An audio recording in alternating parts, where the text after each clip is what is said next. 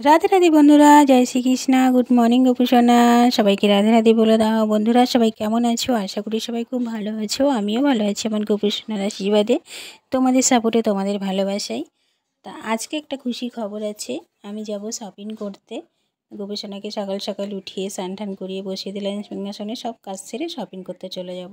সব কাজই হয়ে গেছে, রান্নাবান্না কমপ্লিট। এখন আমি হাতে ব্যাগ নিয়ে চললাম কেনাকাটি করতে।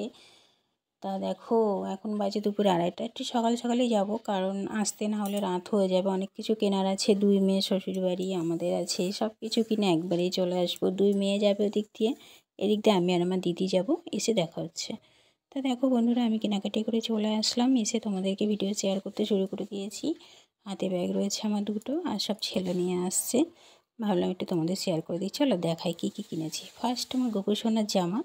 কেমন হয়েছে জানাতে ভুলো না। ভালো লাগলে লাইক করো, নতুন হলে চ্যানেলটা সাবস্ক্রাইব করে দিও। আর দেখো সব কিছু এবার তোমাদেরকে আমি দেখিয়ে দেব, কারণ যা কিছু এনেছি সব একসাথেই ব্যাগে ঢুকিয়েছি। কোনটা কার বুঝতে পারছি না, সব কিছু দেখাই, তোমরা দেখতে থাকো।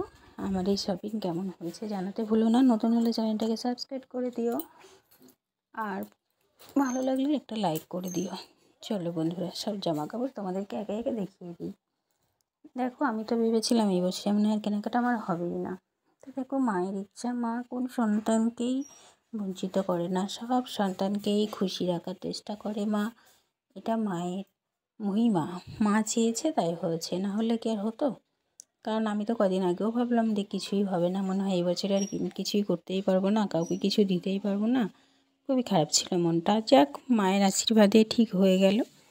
তাই আমি সব কিছু নিয়ে আসলাম। সবার জন্য একটা করে নতুন বস্ত্র নিয়ে এসেছি।